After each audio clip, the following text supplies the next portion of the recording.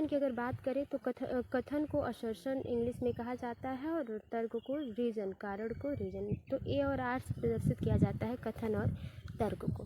कथन कह रहा है कि एक बच्चे की विकास की प्रगति को उस उम्र के बच्चों के विकास की दर से तुलना करके सटीकता से मापा जा सकता है। देखिए, अगर मापा जा सकता है तब तो ठीक था, लेकिन सटीकता से मापा जा सकता है ये गलत है। क्वेश्चन को हम समझेंगे कि अगर एक 2 साल का बच्चा है और उसी के चाचा का लड़का या उसी का बड़ा भाई या उसी के चाचा का लड़का या उसी के हम उम्र का एक बच्चा और है जो 2 साल का है, तो ज़रूरी नहीं है कि इन दोनों में विकास समान होगा, क्योंकि आप जानते हैं कि विकास, डेवलपमेंट कभी समान नहीं होते हैं। तो ये जो कथन है वो तो गलत साबित हो गया।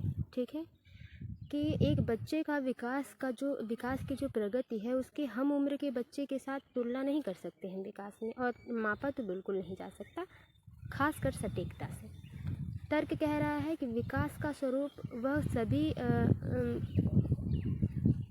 स्वरूप गति सभी बच्चों के लिए एक समान होता है। तो नहीं, विकास जो है सभी बच्चों में अलग अलग होता है, और ये आप भी जानते हैं कि सभी बच्चों की व्यक्तिगत विभिन्नताएं हैं। कुछ बच्चे जल्दी चलना सीखते हैं और कुछ बच्चे थोड़ा टाइम लेते हैं। कुछ बच्चे 9 मंथ में ही चलना शुरू कर देंगे, या 7, 8, 9 मंथ या 10 मंथ हो जाता है। कुछ बच्चों को 1 से 1.5 साल लग जाते हैं ना। तो बच्चों में समान विकास नहीं होता है, तो ये भी गलत है, यानी कि ए भी गलत है और आर भी गलत है। ऑप्शन देखते हैं, ए और आर दोनों सही है वाला नहीं, ये भी नहीं होगा। ए सही है लेकिन आर गलत है, नहीं, ए और आर दोनों गलत हैं, यही ऑप्शन बिल्कुल सही हो जाता है। अगला देखते हैं, एक बच्ची फुटबॉल खेलने सीखने से पहले फुटबॉल खेलना सीखने से पहले कूदने या छलांग लगाना सीख जाती है या सीख लेती है। वह विकास के किस सिद्धांत को प्रदर्शित करे, यानी कि फुटबॉल खेलने से पहले वो छलांग लगाना सीख ले रही है।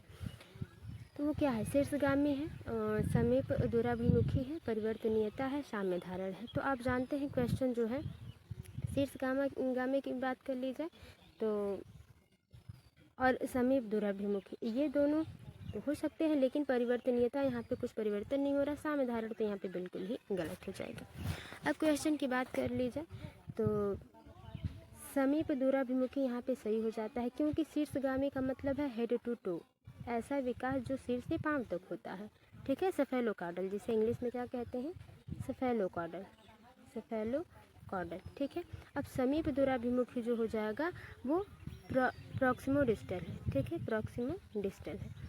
तो यहाँ पे समीप दूराभिमुखी हो रहा है कि केंद्र से बाहर की तरफ जो विकास होता है वो समीप दूराभिमुखी होता है, यानी कि फुटबॉल खेलने से पहले बच्चा क्या कर रहा है, छलांग लगाना। तो छलांग लगाना और हाथ पैरों की जो क्रियाएं होती हैं वो समीप दूराभिमुखी में होता है। और शीर्षगामी जिसमें बच्चा अपने आँखों की और हाथों की का संतुलन बिठा लेता है, वो शीर्षगामी होता है, जो कि आप बहुत ये आसान है समझना और बहुत ही क्वेश्चन इससे पूछा जा रहा है। तो दूसरा ऑप्शन बिल्कुल सही है। ये क्वेश्चंस ऐसे हैं जो अधिकतर पूछे जाते हैं और बहुत ही इम्पॉर्टेंट भी है। तीसरा क्वेश्चन है, निम्नलिखित में से विकास के बारे में कौन सा कथन सही नहीं है। नेगेटिव क्वेश्चन है, नेगेटिव ऑप्शन सही होगा। विकास आनुवंशिकता व पर्यावरण की अंतःक्रिया का उत्पाद है, ये तो सही है, तो ये ऑप्शन होगा नहीं चाहिए। विकास का कुछ हद तक पूर्वानुमान लगाया जा सकता है। विकास की दर एक समान और सार्वभौमिक होती है। विकास सामान्य से विशिष्ट की ओर होता है। तीसरे का जो सही ऑप्शन नहीं है वो ये है कि विकास की दर एक समान होती है, जो कि सही नहीं है। अभी हम लोगों ने पहले क्वेश्चन में पढ़ा कि विकास की दर जो है वो अलग अलग होती है, सारे बच्चों में अलग अलग। चौथा क्वेश्चन है कि बच्चे अपनी संस्कृति में, ये भी देखिए कथन और रीजन से संबंधित है प्रश्न, ए और आर से है कि बच्चे अपनी संस्कृति में व्यवहार करने के उपयुक्त तरीके अपने दोस्तों, मीडिया जैसे कई स्रोतों से सीखते हैं। सही बात है, जो उनके आसपास पड़ोस में जो हो रहा है उनसे ही वो सीखते हैं, ये बात तो सही हो जा रहा है। समाजीकरण एक प्रक्रिया है, ये बात भी सही है। ये एक क्या है, प्रक्रिया है जो बहुत से औपचारिक व अनौपचारिक साधनों के जरिए होती है। बिल्कुल औपचारिक तरीके वो जो विद्यालय में होते हैं अनौपचारिक तरीके से, वो जो हम घर पे सीखते हैं अपने पास पड़ोस, अपने दोस्तों में, अपने माता पिता से, अपने कलीग से, अपने फ्रेंड से, अपने सिबलिंग से सीखते हैं ना। तो ये औपचारिक और अनौपचारिक ये बिल्कुल सही है, यानी कि पहला भी सही है, दूसरा भी सही है। और यहाँ पे किसकी बात हो रही है, सीखने की बात यहाँ भी हो रही है। और दोस्तों के सीखना के साथ सीखना मतलब सामाजिकरण हो जाता है। तो बिल्कुल ही हो जाएगा, ए और आर दोनों सही हैं और आर सही व्याख्या करता है ए की, यानी कि पहला ऑप्शन बिल्कुल आपका सही हो जाएगा। चौथे का पहला ऑप्शन सही हो जाता है। पांचवा क्वेश्चन है कि मूर्त संक्रियात्मक पियाजे के क्वेश्चन संज्ञानात्मक सिद्धांत से है ये क्वेश्चन। मूर्त संक्रियात्मक अवस्था के बच्चों के लिए एक शिक्षिका को क्या करना चाहिए? अमूर्त संरचनाओं से सरोकार करने के लिए खूब अभ्यास करवाना चाहिए। वस्तुओं और विचारों को जटिल से वर्गीकृत करने के मौके मुहैया करने चाहिए। तो जटिल थोड़ी बनाना है चीज़ों को, नहीं, ये चीज़ नहीं। ऐसी समस्या देनी चाहिए जो उच्च स्तरीय मूर्त सोच पर आधारित है। मतलब आप 1 to 5 के बच्चों को पढ़ा रहे हैं और इतनी उच्च स्तरीय मूर्त सोच देंगे तो कैसे चलेगा? तो ये तो होगा नहीं। ऐसी समस्या देनी चाहिए जो तर्कपूर्ण वैज्ञानिक समझ की आवश्यकता हो। ठीक है, तो मूर्त संक्रियात्मक अवस्था की बात कर ली जाए तो वस्तु और विचारों को जटिल से वर्गीकृत करने के मौके मुहैया कराने चाहिए। ये जो अमूर्त संरचनाओं को सरोकार करने के लिए खूब अभ्यास की बात तो सही नहीं है। ये ऐसी समस्या तो देनी नहीं चाहिए जिसे बच्चा मूर्त तरीके से सोच सके, क्योंकि 1 to 5 का बच्चा है। ऐसी समस्या देनी चाहिए जो तर्कपूर्ण वैज्ञानिक, जरूरी नहीं, अब छोटा बच्चा वैज्ञानिक समझ नहीं विकसित कर सकता है, वो सामाजिक समझ ही विकसित कर सकता है अभी। तो इन सब में दूसरा ऑप्शन बिल्कुल सही हो जाएगा। वस्तु और विचारों को जटिल से वर्गीकृत करने के मौके मुहैया करें, यानी जो भी बच्चे के सामने जो भी टॉपिक दिया जा रहा है उसमें वो वर्गीकरण कर सके और उस पर अच्छा विचार बना सके। आलोचनात्मक भी समालोचनात्मक, जिसमें नेगेटिव और पॉजिटिव पहलू को बच्चा सोच सके। तो दूसरा ऑप्शन ये सही हो जाएगा फिलहाल यहाँ पे। तो क्वेश्चन को ध्यान से पढ़ें ताकि ऑप्शंस में कंफ्यूजन ना हो, क्योंकि कंफ्यूजन बहुत अधिक हो जाती है जब ज़्यादा क्वेश्चन हमें अटेंड करने होते हैं, थोड़े से जो लेंदी होते हैं। छठा है, जीन पियाजे की संज्ञानात्मक विकास के किस चरण पर बच्चा समझ बना लेता है कि प्रतीकों का इस्तेमाल वस्तुओं को प्रतिनिधित्व करने के लिए किया जाता है। यहाँ पे प्रतीकों होगा, प्रतीकों का इस्तेमाल, यहाँ प्रतीकों हो जाएगा। ठीक है, ये पे प्रतीकों का इस्तेमाल वस्तुओं को प्रतिनिधित्व करने के लिए किया जा सकता है। अगर बच्चे के सामने साइकिल नहीं है तब भी साइकिल शब्द सुनकर उसके मस्तिष्क में एक प्रतिबिंब बन जाता है। तो देखिए, जहाँ पे कहा जाए पेन, लेकिन बच्चा पेन न सामने रहने के बावजूद बच्चा ये समझ बना ले, ये सोच सके कि हाँ इस प्रकार की कुछ पेन होती है जिससे लिखा जाता है, तो वो किस चरण में होगा बच्चा? पूर्व परंपरागत अवस्था, पूर्व संक्रियात्मक, मूर्त संक्रियात्मक, अमूर्त संक्रियात्मक। तो देखिए, पूर्व परंपरागत अवस्था को संवेदी पेशी अवस्था भी कहा जाता है। ठीक है, तो जहाँ पे बच्चा ये समझ बना ले रहा है कि बच्चे को समझ में आ रहा है कि सारी चीज़ें क्या हैं, साइकिल है ये चीज़, तो साइकिल कोई ऐसी चीज़ होगी जो साधन है। ठीक है, तो यहाँ पे ये तो देखिए जन्म से 2 वर्ष होता है, ये पूर्व परंपरागत अवस्था। वैसे ही संवेदी पेशी अवस्था आप कहें तो अच्छा होगा, क्योंकि ये कुछ भी लिख देते हैं, हिंदी में कुछ भी लिखा जा सकता है, यानी कि तो संवेदी पेशी अवस्था हो सकता है यहाँ पे। ठीक है, तो ये जो होता है ये जन्म से 2 वर्ष होता है और 2 से 7 वर्ष पूर्व संक्रियात्मक अवस्था होती है। मूर्त 7 से 11 वर्ष और 11 वर्ष से अधिक अमूर्त संक्रियात्मक अवस्था होती है। तो यहाँ पे दूसरा ऑप्शन सही हो जाएगा, पूर्व संक्रियात्मक अवस्था, यानी कि 5 से 7 साल के बीच में बच्चा जो है चीज़ों में वस्तु अस्थायित्व बच्चा समझ लेता है, वस्तु अस्थायित्व शुरू होने लगता है। ठीक है, और यहाँ से तो संरक्षण और वर्गीकरण शुरू होता है संक्रियात्मक अवस्था में। आई होप आप लोगों को कन्फ्यूजन नहीं होगी।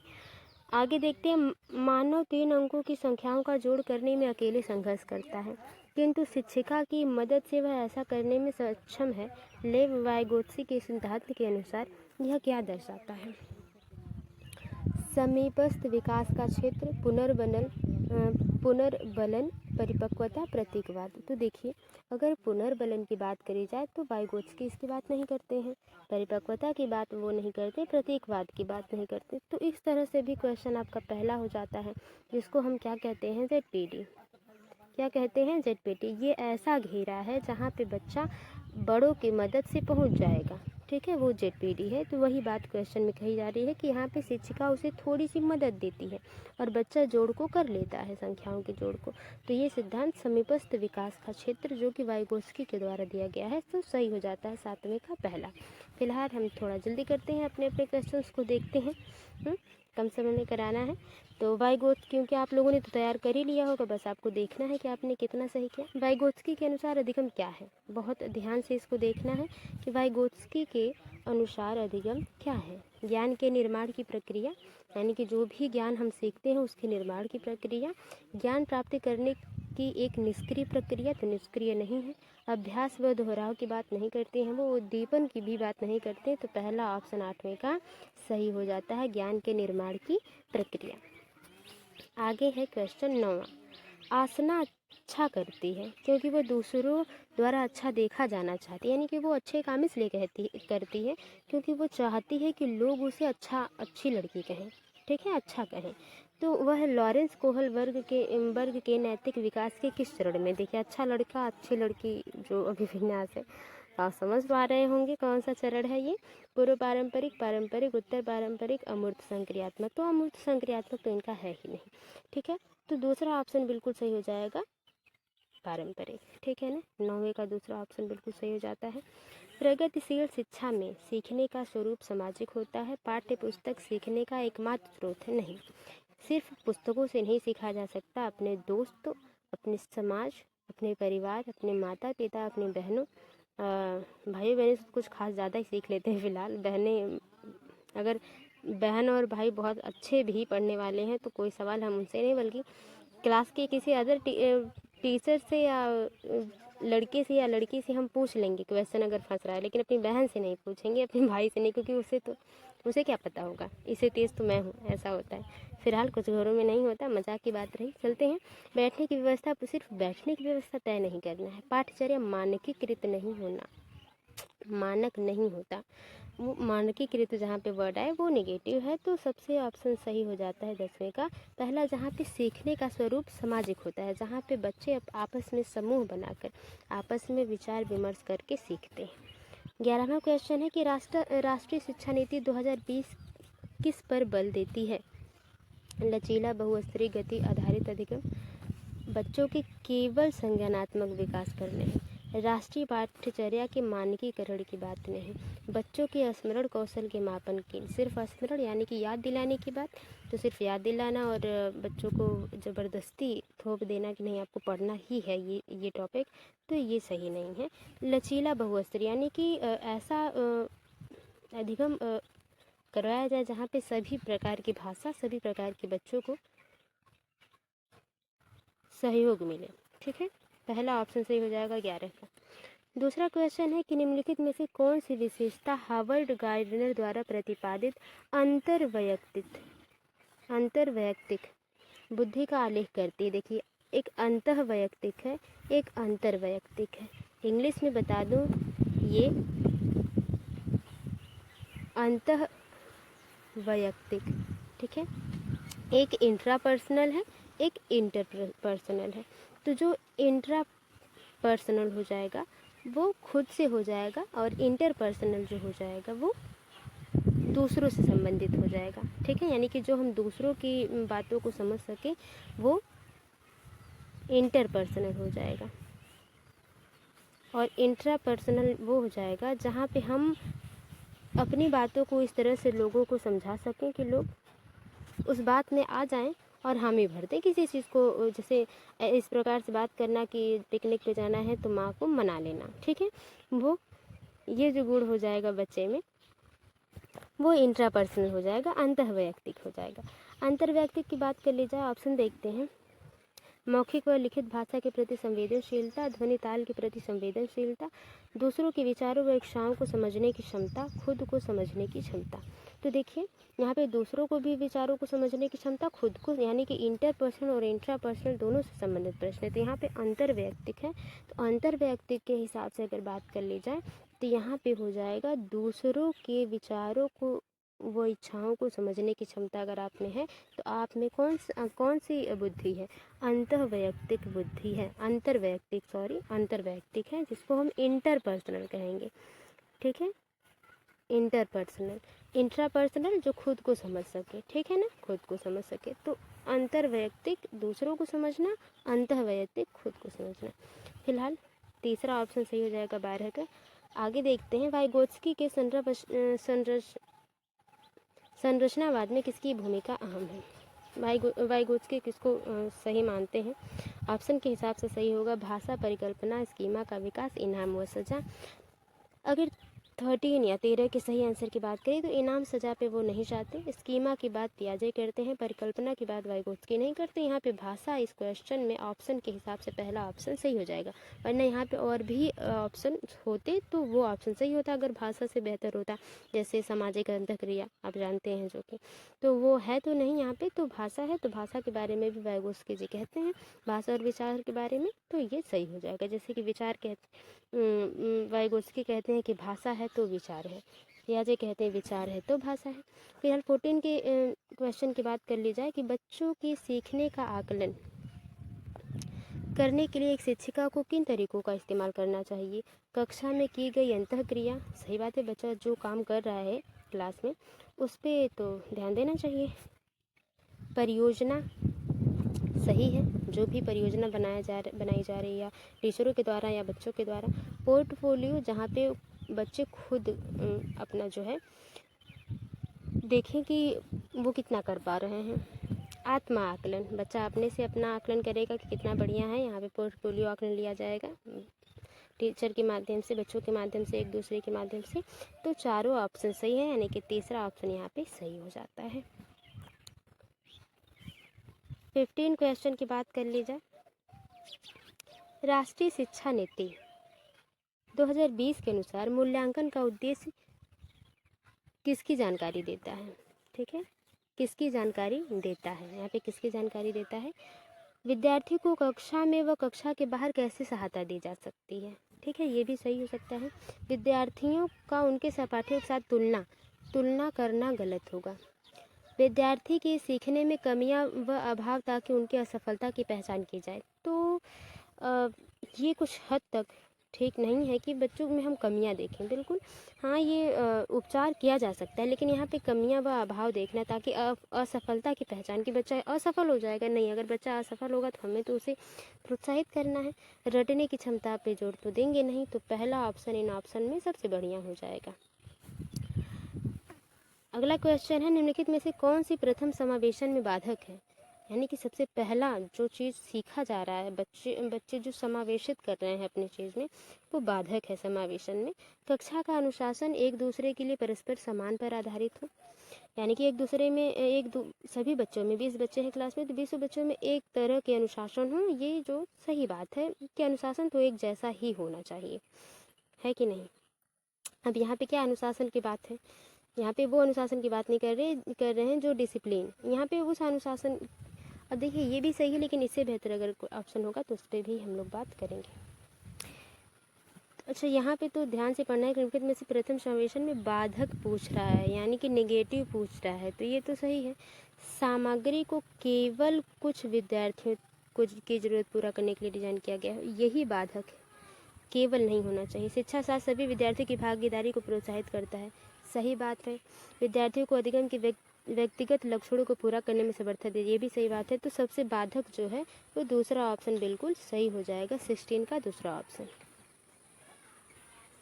अगला क्वेश्चन है, निम्नलिखित में से कौन हाशिए के समूह के विद्यार्थियों को शामिल करने में बाधा उत्पन्न करता है, यानी हाशिए के समूह के विद्यार्थी वो होंगे जिनमें थोड़ी सी उत्सुकता है कि बच्चे अगर हेल्प पाएँ तो अच्छा कर सकते हैं, थोड़ा बहुत आता है, बहुत अच्छा नहीं आता है उन बच्चे को। शैक्षिक संस्थान तक पहुंच, अधिकारों में समता, इक्विटी की बात हो रही है, ठीक है, इक्वालिटी की नहीं, इक्विटी की बात हो रही है। भाग लेने का अवसर, सामाजिक वर्तिकाग्र। 17 के सही ऑप्शन की अगर बात कर ली जाए तो सामाजिक वर्तिकाग्र होगा, जहाँ पे बच्चा समाज के स्तर तक बढ़िया आ सके, ये बात सबसे बढ़िया होगी, ठीक है। अधिकारों की समता, इक्विटी के साथ साथ इक्वेलिटी भी ज़रूरी है, ठीक है। तो ये सही है, लेकिन सबसे बढ़िया सामाजिक वर्तिकाग्र हो जाएगा। 17 का चौथा ऑप्शन बिल्कुल सही हो जाएगा। फिलहाल इन 17 क्वेश्चन में आपका कितना सही होगा ये काउंट करते जाइएगा, क्योंकि ये क्वेश्चंस बहुत ही सटीक क्वेश्चंस हैं, जो कि आप अगर करेंगे 50 क्वेश्चन तक तो आपको खुद महसूस होगा। निम्नलिखित में से कौन सी अधिगम अक्षमता, तो डिसेबिलिटी से क्वेश्चन पूछा जाता है। सुसंगत लिखने की क्षमता को सीधे प्रभावित करती है लिखने में, तो डिस्कैलकुलिया, ये गणित का यानी कि जोड़ने घटाने में दिक्कत होगी तो होगा, तो ये तो नहीं होगा। डिस्ग्राफिया हो जाता है, जहाँ लिखने की दिक्कत होगी उसे डिस्ग्राफिया कहते हैं। 18 का दूसरा ऑप्शन सही हो जाता है। 19 क्वेश्चन है कि निम्नलिखित में से कौन सा अभ्यास श्रवण विद्यार्थियों के सफल समावेशन में बाधा उत्पन्न करेगा। विद्यार्थियों को अपने आप से बात करके सोचने दें। अच्छा, अपने आप से बच्चा बात करे और सोचे, ठीक है। विद्यार्थियों को मौखिक परीक्षा की बजाय लिखित परीक्षा दें, सफल समावेशन में बाधा, ठीक है, नेगेटिव क्वेश्चन है। बाद में उपयोग करने के लिए टेप पर दत्त कार्यों के निर्देश दे रखें, ठीक है। दत्त कार्यों के लिए मौखिक निर्देश है, तो सभी सही है लगभग। लेकिन 19 का दूसरा ऑप्शन अगर देखें कि मौखिक के बजाय लिखित, तो दोनों सही है। मौखिक परीक्षा भी जरूरी है, लिखित परीक्षा भी जरूरी है, तो समावेशन में बाधा यही होगा। लेकिन जहाँ पे हम मौखिक परीक्षा के बजाय सिर्फ लिखित परीक्षा ही करवाएं बच्चों से, तो यही बाधा हो जाएगा। 19 का दूसरा ऑप्शन सही हो जाएगा। निम्नलिखित में से प्रतिभावान विद्यार्थी की विशेषता कौन सी है। सीधी समझ, जिज्ञासा की कमी, सोच में सटीकता की आवश्यकता, आसान कार्यों को चुनने की प्रवृत्ति या प्रकृति। जो प्रतिभाशाली बच्चे होते हैं उनमें धीमी समझ होती नहीं है, जिज्ञासा की कमी नहीं होती है, वो आसान कार्य को नहीं चुनते हैं, उनकी सोच में सटीकता होती है बिल्कुल।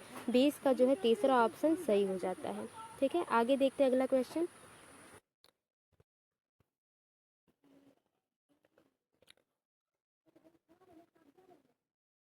अब अगला क्वेश्चन देखते हैं। 21 क्वेश्चन है।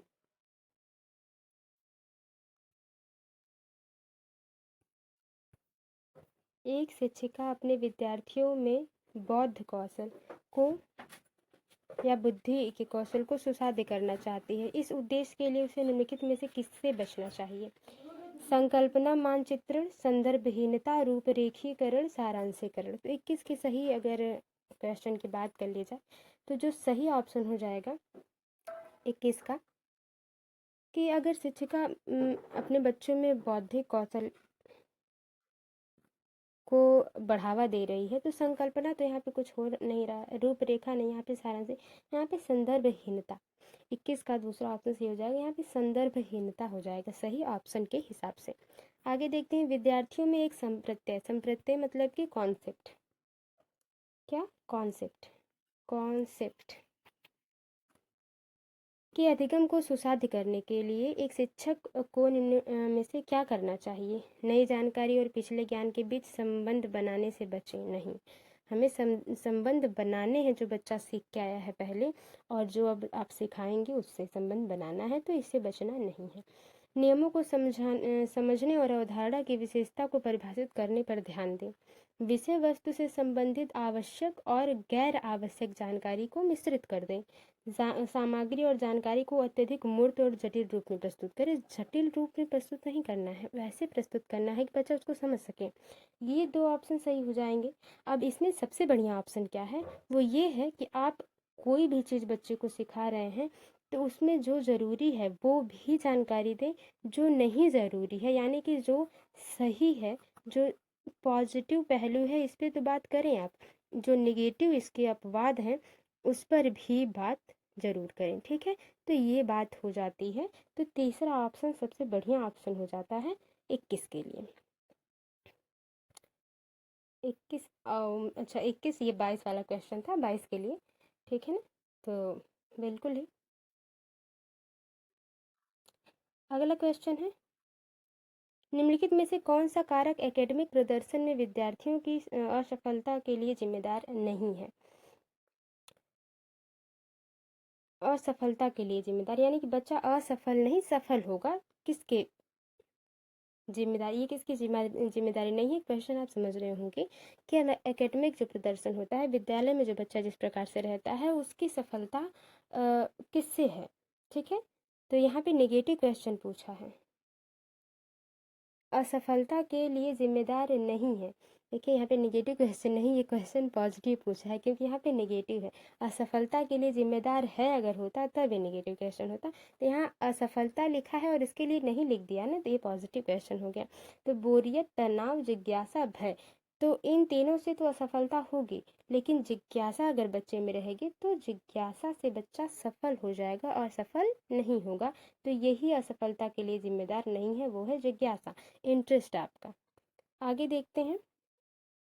एक सम प्रत्यय को पढ़ाते समय एक शिक्षक एक ऐसा उदाहरण दे रहा है, यहाँ पे शिक्षक होगा, एक ऐसा उदाहरण दे रहा है जिसमें उसे संप्रत्यय से जुड़ी यानी कॉन्सेप्ट से जुड़ी श्रेणी की सबसे महत्वपूर्ण मूल विशेषता है।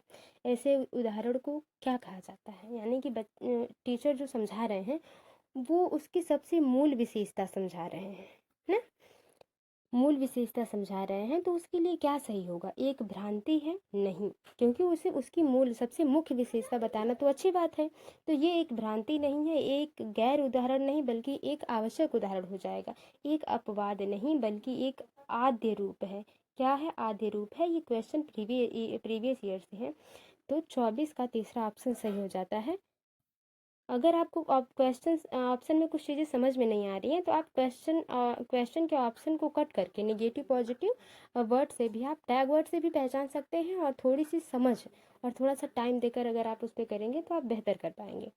अगला क्वेश्चन है कि एक निर्दिष्ट लक्ष्य तक पहुंचने के लिए विद्यार्थियों को उनकी संज्ञानात्मक क्षमताओं पर चिंतन करने के लिए प्रोत्साहित करके एक शिक्षक निम्नलिखित के किसके विकास को सुगम बना रहा है? यानी कि बच्चा जो भी लक्ष्य है बच्चे का, अब पढ़ने लिखने का कुछ भी करने का एक लक्ष्य, जैसे हम लोग इतनी मेहनत कर रहे हैं तो टीचिंग का आपका पूरा जोर है कि आप बिल्कुल सीटेट को क्वालिफाई करें, भावी टीचर बने आगे चल के, तो इसी तरह सबका लक्ष्य है, तो हम कैसे उसमें संज्ञानात्मक क्षमता को, चिंतन को प्रोत्साहित करके उसे एक अच्छे लक्ष्य तक पहुंचा सकते हैं? तो इसका क्या उदाहरण होगा? तो घोषणात्मक ज्ञान, अगर बात कर ली जाए घोषणात्मक ज्ञान की, 25 के क्वेश्चन की, प्रतिक्रियात्मक ज्ञान, अधिसंज्ञान, रट कर याद करना, तो यहाँ पे घोषणा तो करी नहीं जा रही है, प्रतिक्रिया तो हो नहीं रही, रट कर याद करवाना सही नहीं है। अधिसंज्ञान आपने सुना होगा, और इसकी अगर आपको इंग्लिश मीनिंग पता है तो कमेंट बॉक्स में नोट डाउन करके बताएं, क्योंकि अगर इंग्लिश मीनिंग आप जानते हैं तो कुछ हद तक आप क्वेश्चंस के ऑप्शंस को डिफाइन कर सकते हैं। अधिसंज्ञान वो होता है जो संज्ञान के संज्ञान जो कि हम सोच समझ रहे हैं, जो मूर्त या अमूर्त तरीके से हम सोच रहे हैं, उसमें हम ये डिफरेंस कर पाएँ कि क्या सही है क्या गलत है, और कहाँ जो अगर सही है तो उसमें हम किस प्रकार, जो अगर गलत है उसमें हम किस प्रकार से कौन से टॉपिक लाकर उसको सही कर सकते हैं। यानी कि अगर कोई प्रॉब्लम है तो उससे क्या उपचार करें कि वो सही हो जाए, वो ठीक हो जाए, ठीक है। तो ये अधिसंज्ञान हो जाता है, बच्चा अगर ये थिंकिंग कर पाता है तो। बिल्कुल। शिक्षण अधिगम प्रक्रिया की अवधारणा करते समय राष्ट्रीय पाठ्यचर्या का रूपरेखा 2005 के हिसाब से बात की गई है यहाँ पे, ठीक है। निम्न में से किसके महत्व पर बल देती है? सक्रिय जुड़ाव और बातचीत, बेधन और बार बार अभ्यास की बात नहीं, सामग्री को रट कर नहीं, उत्तेजित प्रतिक्रिया संघ। 26 के अगर चौथे ऑप्शन की हम बात कर लें तो अगर हमें कोई चीज़ सीखनी है तो हम वहाँ उत्तेजित नहीं, हम वहाँ जो है इंटरेस्ट लेंगे, जिज्ञासा उत्पन्न करेंगे, रुचि उत्पन्न करेंगे, उत्तेजित नहीं होंगे, ठीक है। तो सबसे बढ़िया पहला ऑप्शन हो जाएगा कि सक्रिय जुड़ाव हो और बच्चा बातचीत कर सके, उसे अपनी बात रखने की अभिव्यक्ति हो। 27 का क्वेश्चन है कि किसी समस्या को हल करने के लिए विद्यार्थियों की मदद करने के लिए एक शिक्षक को निम्न में से क्या करना चाहिए? यानी कि पॉजिटिव क्वेश्चन है, पॉजिटिव हिसाब से हमें ऑप्शन को लेना है। असंगत जानकारी को चिन्हांकित करके विद्यार्थियों को भ्रमित करें। क्यों? आपके यहाँ भ्रमित होने आए तो बच्चे समाज में भ्रमित नहीं हो जाएंगे। आप पढ़ना लिखना छोड़ दीजिए, कुछ गाँव के ऐसे बच्चे होते हैं और बच्चियाँ भी, स्टूडेंट अगर कह लें तो वो भ्रमित हैं गाँव के समाज में, गाँव के रूढ़िवादी समाजों को लेकर, बहुत सी चीज़ों को लेकर बच्चे जो हैं क्या है, भ्रमित हैं। तो विद्यालय हम भ्रमित होने के नहीं बल्कि उन भ्रम को दूर करने के लिए भेजते हैं बच्चों को, तो ये सही नहीं होगा। विद्यार्थियों को सीधे उत्तर बताएं जिसे वो नकल करने के लिए कहें, तो क्या ही फायदा है जहाँ बच्चा सोच न पाए। एक ऐसे संकेत जो प्रासंगिक स्कीमा संरचना को सक्रिय करे, यानी कि बच्चा यहाँ पे सोच समझ सके, आप उसे ऐसे संकेत दें, ऐसी मदद दें। ठीक है, तो बिल्कुल ये तो सही है। जानकारी को वियोजित खंडों में विभाजित करें। वियोजित खंडों में विभाजित नहीं करना है जानकारी को। जानकारी को इस तरह से आप तीसरा ऑप्शन कहे सुने में सबसे बढ़िया ऑप्शन है, तीसरा ऑप्शन बिल्कुल सही हो जाएगा। ठीक है, 27 का अगला क्वेश्चन है फिर कथन और रीजन से कि शिक्षण अधिगम प्रक्रिया के दौरान एक शिक्षक को विद्यार्थियों को उनकी भ्रांतियाँ, जो भी उनके अंदर कन्फ्यूजन है चीज़ों को लेकर, और वैकल्पिक अवधारणाओं को साझा करने का अवसर देना चाहिए। बिल्कुल क्लास में कहा जा रहा है क्वेश्चन के हिसाब से कि बच्चा जो है वो क्या कर सके, जो उनकी भ्रांतियाँ हैं गांव में, समाज में, या कहीं पे भी अपने पर्सनल लाइफ को लेकर भी, अगर उसकी बात वो साझा कर सकते हैं अपने टीचर या क्लास के दौरान, तो ये अवसर देना तो बढ़िया है। ये तो बढ़िया बात है कि बच्चा अपनी प्रॉब्लम को सॉल्व करने के लिए क्लास में उस बात को रखे। सही है। भ्रांतियाँ और वैकल्पिक अवधारणाएं हमेशा आधारहीन होते हैं, नहीं, और सीखने की प्रक्रिया में महत्वहीन होते हैं, नहीं। यही तो गलत बात हो गई। यानी कि कथन तो सही है, ए सही है और आर लेकिन सही नहीं है। ठीक है, तो 28 की अगर सही 28 की क्वेश्चन के सही ऑप्शन की बात कर ली जाए तो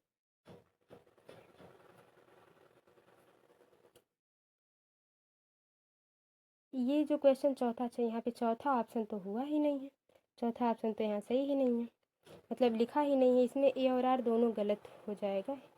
ए और आर ए और आर दोनों गलत हैं, जो चौथा ऑप्शन होगा। तर्क की बात करें, भ्रांतियाँ और वैकल्पिक अवधारणाएं हमेशा आधारहीन होती हैं। भ्रांतियाँ और वैकल्पिक अवधारणाएं हमेशा आधारहीन होते हैं और सीखने की प्रक्रिया में महत्वहीन होते हैं।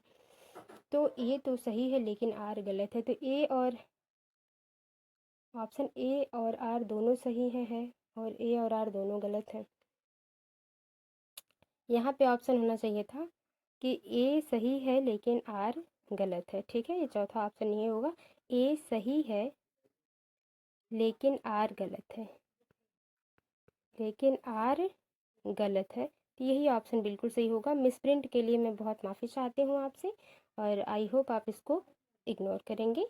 28 का सही ऑप्शन वही हो जाएगा जिसमें कथन सही होगा और तर्क गलत होगा, या आप इस पर विचार विमर्श करके अगर बताइएगा ज़रूर कि क्या ऑप्शन होना चाहिए। फिलहाल 29 क्वेश्चन की बात कर ली जाए। अधिगम असहायता तब महसूस होती है जब एक विद्यार्थी यह मानता है कि अधिगम असहायता यानी कि बच्चा सीखने में दिक्कत तब महसूस करता है जब विद्यार्थी के साथ ये हो, ऑप्शन पढ़ते हैं क्या हो, क्षमता में सुधार हो सकता है, उसका ध्यान महारत के लक्ष्य पर केंद्रित होता है, तो सही बात है, तो ये ऑप्शन ये नेगेटिव क्वेश्चन है, नेगेटिव ऑप्शन सही होगा। प्रयास क्षमता को प्रभावित करते हैं और उनका ध्यान प्रदर्शन लक्ष्यों पर केंद्रित होता है, सही बात है, प्रयास करना है, चीज़ों को सीखना है। शैक्षणिक गतिविधियों के परिणाम नियंत्रणीय हैं, यदि बच्चों को ये कह दिया जाए कि जो शिक्षा आप वो ले रहे हैं उसका जो परिणाम होगा, यानी कि जो अगर एक तरफ से कह लीजिए कि मार्कशीट जो आ रहे हैं या उसका जो परिणाम होगा, जो भी टेस्ट लिया जा रहा है वो नियंत्रणीय है, यानी कि जो इसका जो परिणाम है वो आपके टीचर अपने हिसाब से देंगे, तब तो बच्चा वही महसूस करेगा ना, असहायता महसूस करेगा। उसको ये महसूस करवाना है कि शैक्षणिक गतिविधियाँ के परिणाम अनियंत्रित होते हैं। ये अगर आप अच्छा करते हैं तो ये अच्छे गतिविधियों का परिणाम होगा। अगर आप गलत गतिविधियाँ, सही गतिविधियाँ नहीं करते हैं तो वो परिणाम भी सही नहीं होंगे, यानी कि अनियंत्रित है। अगर कोई बच्चा 50 में 20 नंबर ला रहा है और उसे ये पता चले कि ये नियंत्रणीय है, यानी कि जब मैं कितना भी कोशिश कर लूँ मेरे 20 नंबर ही आएंगे क्योंकि टीचर के नियंत्रण में ये है, तो ये अनियंत्रित है। इसको बच्चा अगर मेहनत करे तो वो 50 में 50 भी कर सकता है, या 50 में 45, 47, 48, 30 कर सकता है ना, या इससे कम भी कर सकता है, 15 भी कर सकता है, यानी कि बच्चा अगर किसी वजह से नहीं पढ़ रहा है तो। फिलहाल मजा की बात रही, यानी कि चौथा ऑप्शन सही हो जाएगा, शैक्षणिक गतिविधियों के परिणाम अनियंत्रित होते हैं। आगे देखते हैं, निम्नलिखित में से कौन सा आंतरिक प्रेरणा का उदाहरण है। आंतरिक, अंदर से आपका मन हो बिल्कुल करने का ना, माता पिता द्वारा दंड से बचने के लिए अध्ययन नहीं, गतिविधि में रुचि के कारण अध्ययन, ये हो सकता है। ये आंतरिक प्रेरणा है कि हमारा मन है, हमें बहुत रुचि है ये सब्जेक्ट पढ़ने या पढ़ाने की, तो ये बढ़िया है। ये तो अंदर से आ रही है, आंतरिक प्रेरणा है। शिक्षक की प्रशंसा प्राप्त करने के लिए अध्ययन, यानी शिक्षक आपकी प्रशंसा कर रहे हैं इसके लिए तो नहीं। प्रतियोगिता जीतने के लिए नहीं। दूसरा ऑप्शन 30 का जो है दूसरा ऑप्शन सही हो जाएगा। अगला देखते हैं, मध्य बाल्यावस्था का काल क्या है। जन्म से 5 वर्ष, जन्म से 8 वर्ष, 6 से 11 वर्ष, 11 वर्ष और उससे अधिक। 31 के सही ऑप्शन की बात कर ली जाए तो 6 से 11 वर्ष मध्य बाल्यावस्था के रूप में जाना जाता है। ठीक है, आगे देखते हैं, 5 साल की बच्ची क्या कर सकती है। संभावित कारणों और उनके प्रभाव की परिकल्पना। ठीक है, घटनाओं की वैज्ञानिक रूप से जांच करने के लिए जटिल प्रयोग की योजना बनाना। प्रतीकात्मक और अमूर्त तर्कीकरण, लक्ष्य केंद्रित व्यवहार व प्रतीकात्मक खेल की शुरुआत। ध्यान से अगर इसको आप पढ़ेंगे तो एक 5 साल की बच्ची जो होगी वो कितने, अगर पियाजे के हिसाब से सोचें तो वो 2 से 7 वर्ष की उम्र में आएगी। ठीक है, जिसे पूर्व संक्रियात्मक अवस्था कहते हैं। ठीक है, पूर्व संक्रियात्मक अवस्था, अगर पूर्व संक्रियात्मक अवस्था की बात कर ली जाए तो इसमें बच्चा लक्ष्य निर्देशित व्यवहार करेगा और प्रतीकात्मक खेल की इसमें शुरुआत होती है, यानी कि प्रतीकों से बच्चा, यानी कि ये जो है क्या है, गुड़िया है, तो ये गुड़िया है, इसे नहलाना धुलाने का काम 2 से 7 वर्ष की उम्र यानी कि 5 वर्ष की उम्र में बच्ची या बच्चा करेगा, तो चौथा ऑप्शन बिल्कुल सही हो जाएगा। बच्चों के प्राथमिक समाजीकरण के लिए जिम्मेदार है। प्राथमिक समाज, सबसे पहले जो समाज होता है, स्कूल नहीं, द्वितीयक समाजीकरण है स्कूल। धार्मिक संस्थान, संचार नहीं, परिवार जो है वो प्राथमिक समाजीकरण का भाग है। लाइफ में सबसे पहले बच्चा परिवार से ही सीखता है। पियाजे के सिद्धांत में वह प्रक्रिया जिसमें एक बच्चा नए अनुभव का बोध करने के लिए अपने स्कीमा को रूपांतरित और संशोधित करता है क्या कहलाता है। सबसे ज़्यादा क्वेश्चन पूछे जाने वाला अब तक का ये क्वेश्चन है। तो अनुकूलन, समायोजन, संरक्षण, केंद्रीकरण, तो ये आप जानते हैं, अनुकूलन, संरक्षण, केंद्रीकरण। केंद्रीकरण तब होता है जब बच्चा एक छोटा गिलास एक बड़े गिलास में पानी भरा जाता है और जो बड़ा गिलास है उसमें पानी कम होता है, पानी की मात्रा समान है, लेकिन छोटे गिलास में पानी ज़्यादा होता है तो बच्चे को लगता है कि छोटे गिलास में पानी ज़्यादा है, तो वो केंद्रीकरण हो जाता है। ठीक है, यहाँ पे क्या होगा, 34 का सही ऑप्शन जो हो जाएगा वो हो जाएगा समायोजन। बच्चे में हो रहा है, बच्चा अपने स्कीमा में जहाँ बदलाव करके संशोधित कर लेगा चीज़ों को, वो समायोजन होगा। एसिमिलेशन, अकोमोडेशन आप जानते हैं, तो बिल्कुल सही बात है। आगे देखते हैं 35। अफसा आलू की एक चिप्स को दिखाते हुए कहती है तितली, यानी कि आलू की चिप्स को वो तितली कह रही है बच्चे। तो जीन पियाजे के अनुसार इस प्रकार की प्रतीकात्मक विचार किस अवस्था की विशेषता है, तो अभी अभी हम लोगों ने देखा है ना, ये कौन सा, संवेदी चालक अवस्था, पूर्व संक्रियात्मक अवस्था, मूर्त संक्रियात्मक अवस्था, अमूर्त संक्रियात्मक अवस्था। तो जहाँ भी बच्चे चिप्स को क्या कहे, तितली कहे, वो पूर्व संक्रियात्मक अवस्था में आ जाता है, बिल्कुल ठीक है, प्रतीकात्मक वहाँ पे हो जाता है। लेव वाइगोत्स्की के निम्नलिखित में से किन कारकों को बच्चों के संज्ञानात्मक विकास के लिए महत्वपूर्ण मानते हैं। संस्कृति, भाषा स्कीमा का गठन, स्कीमा की बात वो करते नहीं, उद्दीपन प्रक्रिया संबंधों का बात वो कि करते नहीं है। ठीक है, तो संस्कृति और भाषा यानी कि पहला ऑप्शन बिल्कुल सही आता है। वो संस्कृति समाज की बात भी करते हैं और भाषा की बात करते हैं वाइगोत्स्की जी। अगला क्वेश्चन है, वाइगोत्स्की का समाज शास्त्रीय सिद्धांत शिक्षण अधिगम की किस पर बल देता है? पुरस्कार और सजा, प्रत्यास्मरण, सहकर्मी बातचीत और पाठ। ठीक है, यानी कि ZPD और स्कैफोल्डिंग की बात करते हैं वाइगोत्स्की, तो बिल्कुल तीसरा ऑप्शन सही हो जाता है। ये प्रश्न आसान प्रश्न है। एक बाल केंद्रित कक्षा कक्ष में शिक्षक की कोई भूमिका नहीं होती, एक निष्क्रिय भूमिका निभाते हैं, अधिगम को बढ़ावा देने के लिए सहयोगात्मक कक्षा संस्कृति का निर्माण करते हैं। सही बात है, तानाशाह की भूमिका नहीं होती। तीसरा ऑप्शन सही हो जाएगा 38 का। 39 क्वेश्चन है, उस तर्क की पहचान करें जो लॉरेंस कोहलबर्ग के नैतिक विकास के सिद्धांत में सामाजिक अनुबंध अभिविन्यास के चरणों को रेखांकित करता है। ठीक है, तो आदर्श पारस्परिकता की समझ, सामाजिक व्यवस्था सुनिश्चित करने के लिए नियम महत्वपूर्ण है, और मानव उद्देश्यों को आगे बढ़ाने के लिए कानून और नियम लचीले उपकरण हैं। विवेक के स्व चुने हुए नैतिक सिद्धांतों का द्वारा सही कार्यवाही को परिभाषित करना, यानी कि जो सही है अपने हिसाब से वो करना, जो कि ये नहीं कि जो कानून में लिखा है, जो पुस्तकों में लिखा है, जो नियम कानून बना दिए गए वो सही है। 39 क्वेश्चन की बात अगर कर ली जाए तो मानव उद्देश्यों के आगे बढ़ाने के लिए कानून और नियम लचीले उपकरण है, यानी कि मानव अगर सुरक्षित है, अगर मानव चाहे, अगर प्रॉब्लम है कोई, तो नियम कानून में बदलाव किया जा सकता है, लचीलापन जरूरी है नियमों में। तो बिल्कुल यही बात हो रही है। 39 का सही ऑप्शन तीसरा हो जाएगा। आप कमेंट बॉक्स में बताइए कि ये किस चरण की बात हो रही है। ठीक है, 14 के क्वेश्चन की बात कर लीजिए। हार्वर्ड गार्डनर के बहुबुद्धि सिद्धांत के अनुसार किस बुद्धि वाले व्यक्ति अमूर्त विचार के साथ कार्य को कर पाते हैं तथा प्रतीकों के हेर फेर करके समस्या समाधान कर लेते हैं, यानी प्रतीकों का हेर फेर करके मान लेना, माना x। ठीक है, और जब जोड़ने की बात आती है तो माना x+1, वो वाली बात। दूसरे रचनात्मकता नहीं, स्थानिक नहीं, तर्कशास्त्री और गणितीय बुद्धि उसमें होगी हार्वर्ड गार्डनर के अनुसार। आगे देखते हैं। भारत में अधिकांश कक्षाएं बहुभाषी हैं, सही बात है, और इसे शिक्षक द्वारा के एक डैश के रूप में देखना चाहिए। एक संसाधन, बिल्कुल बाधा नहीं, बोझ नहीं, समस्या नहीं, एक संसाधन के रूप में देखा जाना चाहिए। आगे क्वेश्चन है, एक शिक्षक हमेशा लड़कों को फर्नीचर को हिलाने जैसे कार्य करने के लिए कहता है और लड़कियों को कक्षा को साफ सुथरा रखने के लिए।